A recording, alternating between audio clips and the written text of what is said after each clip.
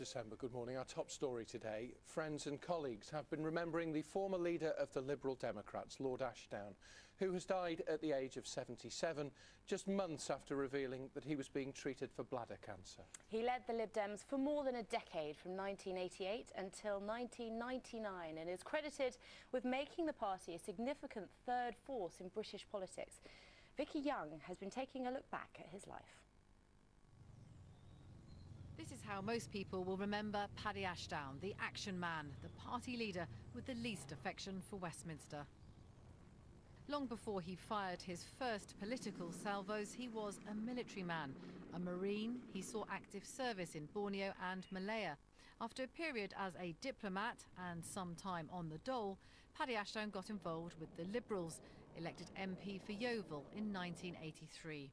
Later, in 1988, after the painful merger with the SDP that formed the Liberal Democrats, he became leader. I say to the millions out there who are concerned about poverty and about unemployment, come and join us. The party was at rock bottom in the polls and financially crippled. Paddy Ashdown built it up again, but at some cost to his home life, he admitted an affair with his former secretary, Tricia Howard. What Paddy said stands. He's made a statement already, and I was perfectly well aware of what he was going to say. Fears that his party's poll rating would suffer were unfounded, and in 1997 he guided it to its greatest election achievement since the 20s, doubling the number of Lib Dem MPs. Charles Kennedy is duly elected. Paddy Ashdown resigned the leadership in 1999, handing the baton on to Charles Kennedy and retiring from the House of Commons 2 years later. He spent time in Bosnia at some personal risk at the height of the war there. And in 2002 became the High Representative in Bosnia and Herzegovina. But he wasn't done with Westminster politics. In 2015, after the Lib Dems had spent 5 years in coalition with the Conservatives, Lord Ashdown returned to chair the party's general election campaign.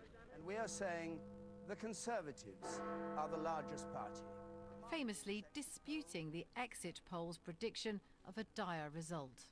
If this exit poll is right, Andrew, I will publicly eat my hat on your programme. This Andrew, is a hat. You are so predictable, aren't you? I just knew you'd do it. I wanted to get a bigger one. He inspired respect for his constant ideas and enthusiasm, and his efforts to build the Liberal Democrats into a force in national politics. Let's take a look at some of the tributes that have been paid to Lord Ashdown in the last few hours. The Prime Minister Theresa May sent her thoughts to the family and friends of Lord Ashdown, adding that he dedicated his life to public service and would be sorely missed. The Labour leader, Jeremy Corbyn, praised Lord Ashdown's work as the MP for Yeovil and reminisced on their time in government. He said that they often found themselves voting together against damaging policies.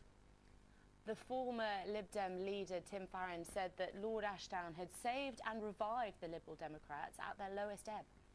And the current leader of the party, Vince Cable, declared it was a hugely sad day for the Liberal Democrats and said that many members of the public had immense affection and respect for him. Let's get more from our political correspondent, Jessica Parker, who joins us. I said there, reminisced on their time in government, Jessica. Of course, he was never actually in government, Paddy Ashdown, was he? It was their time in Parliament together. And maybe that's one great sadness, is that he was such a distinguished man who never attained that top level of politics. Yeah, although to some extent he came close, because there had been discussions with, for example, the Labour Party over a potential role in government, but it never quite came off. But I think, nevertheless, he'll still be remembered as a man who had a huge impact on British politics, not least of all, as we've heard, turning the Liberal Democrats into a significant political force. I think a lot of people today might be slightly shocked to hear of his passing. It was only in October that he was diagnosed with bladder cancer, and as you've been talking about, many tributes have been coming in over the past 12 hours, among them as well from the former Conservative Prime Minister Sir John Major. He says, "In government, Paddy Ashdown was my opponent. In life, he was a much valued friend. His loss will be felt deeply by many, not least of all myself. Throughout his life, Paddy was a true patriot whose overriding wish was to serve his country, first in the Marines and then in both Houses of Parliament.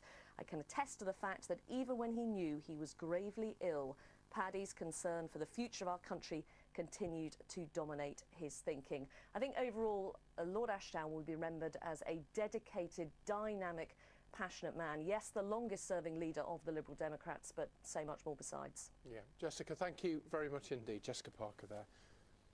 We'll get more reaction to Lord Ashdown's death throughout this morning's programme. We'll also be talking to Nick Clegg, Vince Cable and Ming Campbell during the course of